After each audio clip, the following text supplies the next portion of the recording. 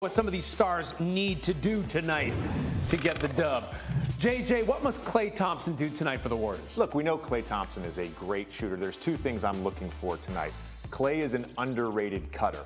And so much of what the Warriors do is cutting out of those post splits and those high splits to get layups. And then defensively, he's probably going to be matched up with Jaylen Brown. We haven't seen the pre-injury Klay Thompson on that side of the ball. He's going to have to be huge in this series against that matchup. Klay versus Jaylen Brown will be something for everybody to watch. Vince, what must Marcus Smart do tonight for the Celtics? Well, we know what Marcus Smart's going to do defensively and just be annoying. But offensively, man, he's going to have to be aggressive, get into the paint, knock down open shots, because I feel like he's going to get open shots off of Jason Tatum and Jaylen Brown. So looking for Marcus Smart to also take advantage of mismatches. He's going to try to post up Curry. He's going to try to post up Poole. So his aggressiveness on both ends is important for the Boston Celtics. JJ, what must Steph Curry do tonight for the Warriors? He's got to make this a track meet. Look, we talked about the switching with the Celtics. They switch more pick and rolls than any other team in the NBA, and the Warriors have been the worst team in the league against direct switches on pick and rolls. They've got to use the off-ball movement to make people chase Steph Curry over and over again. This is where his conditioning, which is elite, as good as anybody in the NBA, will come into play. And I think that's an underrated part of his game, too. I think everybody talks about the shots, the scoring averages, things like that. That doesn't describe the whole Steph. It's the conditioning. It's the moving without the ball. That's what makes him so great. So let's talk about Steph for a little bit. 4 wins away from his 4th ring. JJ, if Curry adds another title, where is his place among the all-time greats? Everybody's talking about winning the Finals MVP. That's part of it, yeah. Where's his place among the all-time greats if he wins a title? To me, he's easily already a top 10 to 12 player. Ooh. And if he wins a 4th championship, I think you can cement him in that top 10. The hard part, of course, when we talk about the top 10 is, well, who are you going to move out? Are you moving Wilt Chamberlain out? Are you moving Bill Russell out? Like, there's as time goes on, top 10 is going to mean more and more, because we're going to have 20, 25 guys that are worthy of being top 10. But I do think if he wins a 4th championship, you got to move somebody out. He's in the top 10. Oh, my gosh. We'll have to change top 10 to top 11. Vince, what would a win in the finals mean for Curry's legacy? So when we talk about these players, I typically like to wait till they're finished to see how this story ends first and foremost. But I think he's right there, just like JJ said. And, he wins this championship and I'm going to say, and wins the MVP.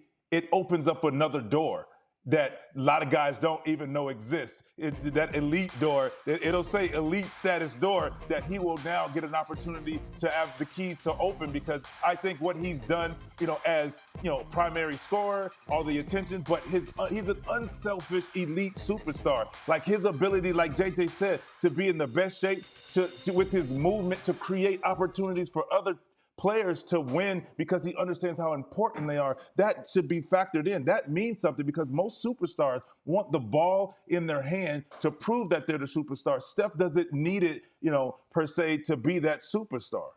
I love that you mentioned that, because it brings apart the idea that it's not just about him scoring and him dominating, but about him contributing to the team and making the team great. So when you look at Steph in that vein, Vince, do you think that if he wins this title and or Finals MVP, that it puts him on the same level, if not a greater level, than LeBron?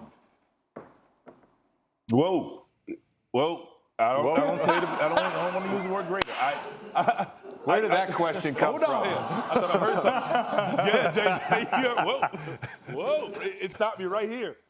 But no, I think he deserves to be in the discussion. I think he's in the discussion. And by any means, I'm not saying he will be better than LeBron James. But I think when we talk about what he's done over the course of his career and changed the game, he deserves to be in that conversation. I will say that. I think he deserves to be in that conversation now. But now, when you mentioned, who changed the game, who are some of the icons of today's game, and you're going to mention LeBron James, but you have to say LeBron James. Oh, yeah, and Steph Curry as well. Yeah. No, I think Vince brings up a great point here, and that's we have to wait till the end of Steph Curry's career. And at 34, he definitely still has some great years left. So we don't even know what his accolades look like at age 38 or 39. The key thing here with LeBron is just the longevity, the sustained excellence that we've seen now since 2003, 2004.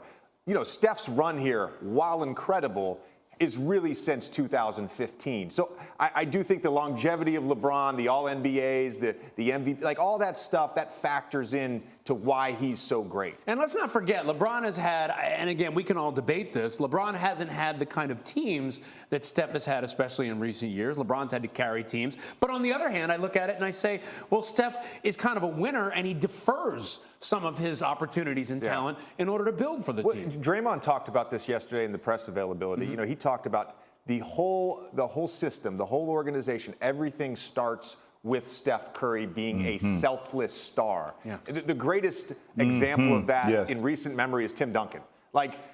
Pop was great, Tony Parker was great, Manu Ginobili was great, but if we're being honest, it started with Tim Duncan being so good and so selfless, and Steph is the same way. And that's what I think is missing from the discussion when people say, is he great if he doesn't win a finals MVP? Because I think it ignores the fact, Vince, that he is so selfless. And sometimes when you are selfless and you can't take all the shots and you're not scoring 40 a game, people tend to look at it as if, well, he's not as good as we think he should be. I think somebody brought up the point that he's averaging 26 points a game in the finals. Unbelievable.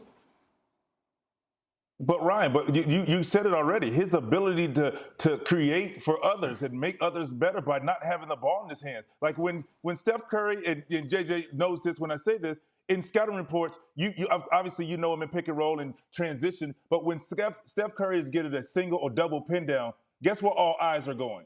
On him. And guess how fast he runs off of screens? He'll run just as fast to get the ball as he's not getting the ball, to be a decoy, because he understands the attention will be on him to get an easy layup for another player, which can be a big bucket in the game. We're talking about late game situations where guys will run to half court to get the ball just so they can get in the position. No, Steph will stick to the script, do what the system calls for to create the best shot for his guys. And a lot of guys can't do that. I'm going to tell you, I was a superstar player. I wanted the ball in my hand, and then we can go from there. There you go, honesty. That's what I like. Now, I want to get to somebody else who's very honest. You guys brought him up. Draymond Green spoke to ESPN, and I think this is interesting about why he believed this Warriors team could return to the finals. He says, because nobody had beat us.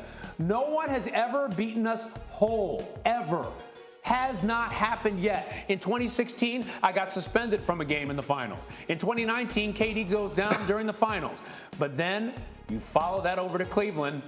No one has ever beat us whole. And whole is the key word right there. Draymond, JJ, do you agree with Draymond that this Warriors team is unbeatable when they are fully healthy and whole? Well, I don't know about if I agree that they're unbeatable. I do agree with what he's saying. I mean, it's a factual statement that he just made. Okay. They have not been beat in the finals when they are whole. But again, I don't like playing this what-if game because we could do this every single season. Right. We could play these what-if games. I mean, over the last 7 seasons, there is literally some sort of asterisk you could make to every championship. I could make the same argument in 2015. The Cavs weren't whole. Kyrie was hurt. That's true. Kevin Love was hurt. Right, season. Like they were missing for that series. So I mean, look, he's not wrong in saying no one's beat us whole in the finals. But I also think that the what-if game is a dangerous, slippery slope. Yeah, the winning percentage, you see it right there, off the charts. Yeah, because it's a flip when side. They're all 3 healthy. But go ahead, Vince.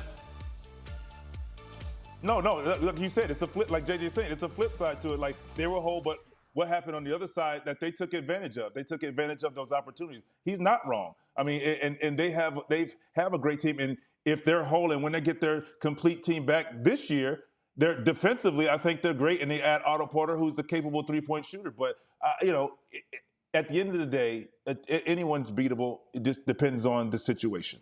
Hey, Vince, do you think he's just thinking this team is maybe a little underrated? Maybe he thinks this team doesn't get the respect they deserve?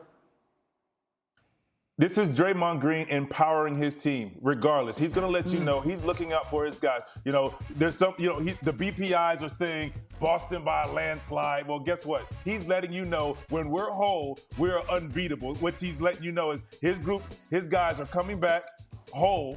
Their entire team will be back, and they're unbeatable. So he's letting it be known that, he believes in his squad as he should. Okay, fair enough. And a lot of other